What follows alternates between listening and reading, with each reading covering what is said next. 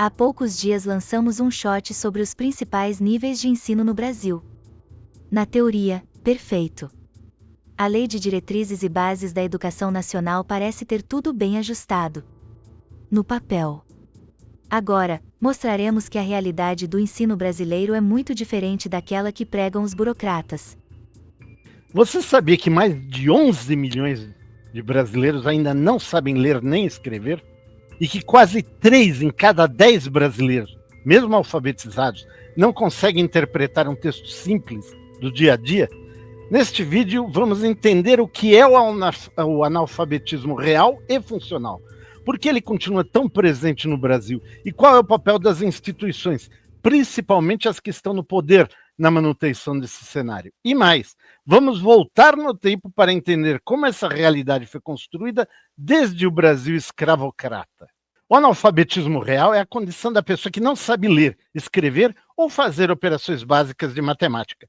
Já o analfabetismo funcional ocorre quando a pessoa até sabe ler e escrever frases simples, mas não consegue compreender, interpretar ou usar essa leitura de forma prática no cotidiano, como entender uma notícia, uma receita ou uma fatura bancária.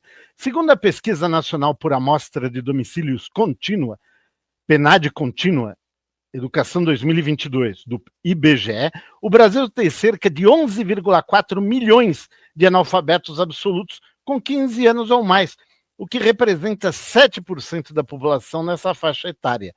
Já o analfabetismo funcional atinge cerca de 27% da população adulta, segundo o indicador de alfabetismo funcional INAF de 2018. O analfabetismo no Brasil não é um acidente histórico. Ele foi, desde sempre, uma ferramenta de controle social. Durante o período colonial e o Império, entre 1500 e 1889, a maioria esmagadora da população era analfabeta. Em 1872, segundo o primeiro censo realizado no Brasil, mais de 80% da população era analfabeta. E entre a população negra e escravizada, o número se aproximava de 100%. Durante a escravidão, ensinar pessoas negras a ler era visto com desconfiança e até com hostilidade pelas elites. Em alguns estados dos Estados Unidos, isso era explicitamente proibido por lei. E no Brasil, embora não houvessem leis formais, a prática era violentamente desencorajada. A educação era privilégio de elites brancas e senhoriais. Manter a população escravizada, analfabeta e dependente era uma forma de impedir, primeiro, a organização política dos escravizados. Segundo, o acesso à religião e identidade própria. Terceiro, a fuga e a resistência organizada. Mesmo após a abolição da escravatura em 1888, o Estado brasileiro não ofereceu nenhuma política pública de alfabetização para os ex-escravizados. Ou seja, a liberdade foi concedida sem acesso à cidadania real. Com a chegada da República, a exclusão persistiu, só que com nova roupagem. A Constituição de 1891, por exemplo, estabelecia que apenas homens alfabetizados podiam votar. Isso significa que milhões de brasileiros, especialmente os mais pobres, negros e moradores de áreas rurais, estavam automaticamente excluídos da participação política, por não saberem ler ou escrever. O voto do povo era temido e o analfabetismo era útil para limitar sua influência. A elite republicana fez da educação uma promessa não cumprida, enquanto consolidava o poder de poucos. Esse padrão de exclusão se mantém até hoje. Os maiores índices de analfabetismo estão, primeiro, no Nordeste, com 13,8%, dados do IBGE de 2022. Segundo, entre pessoas negras e pardas.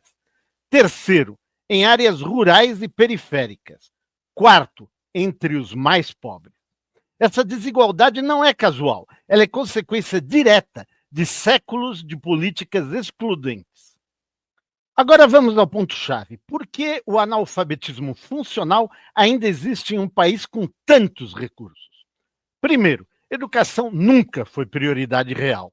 Apesar dos discursos, a educação básica sempre recebeu menos investimento do que deveria, principalmente na alfabetização inicial e na formação de professores. Segundo o Censo Escolar do INEP de 2022, 4,3 milhões de alunos têm 2 anos ou mais de defasagem escolar, o que dificulta sua alfabetização plena. Segundo, descontinuidade das políticas públicas. Cada governo reinventa a roda, corta programas eficazes e muda prioridades. O programa Brasil Alfabetizado, por exemplo, foi praticamente abandonado a partir de 2016. Terceiro, ignorância como ferramenta de controle. Aqui está o ponto mais polêmico e mais verdadeiro. Como afirma o sociólogo Gessé Souza em A Elite do Atraso, as elites brasileiras sempre lucraram com o povo sem acesso à crítica, ao saber e à organização política. Portanto, uma população que não entende o que lê, não entende contratos que assina, não fiscaliza seus representantes, é presa fácil para fake news e manipulações, vota com base em slogans, não em propostas. A Covid-19 foi um desastre educacional para milhões de brasileiros. Segundo a Unicef, mais de 5 milhões de crianças ficaram sem acesso à educação adequada entre 2020 e 2021. E quando uma criança perde anos de aprendizado, a chance de virar um analfabeto funcional aumenta drasticamente. Primeiro, educação como política de Estado, não de governo. Segundo, alfabetização plena na idade certa, com acompanhamento constante. Terceiro, formação e valorização dos professores. Quarto, políticas específicas para jovens e adultos fora da escola. Quinto, educação crítica e cidadã, não apenas técnica. Desde o Brasil escravocrata até a República atual, o analfabetismo foi funcional para quem tem o poder. A exclusão começa nas salas de aula ou na falta delas e se estende até as urnas, os tribunais, o Congresso. Uma sociedade em que quase 1/3 da população não entende o que lê não é plenamente democrática. É uma democracia frágil, controlada, disfarçada. E enquanto não rompemos com esse passado e com os interesses que lucram com ele, o futuro continuará sendo escrito por poucos e lido por ainda menos.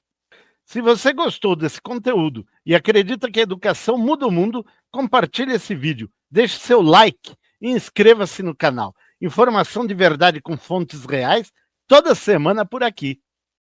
Informe-se, use a cabeça. Afinal, não custa pensar para minimizar os problemas. Se você gostou, siga-nos no YouTube. Dê no seu joinha. Não custa pensar.podcast. Também envie-nos sugestões de assuntos que você gostaria de ver discutidos no canal. Nos veremos novamente em um próximo episódio. Grande abraço a todos!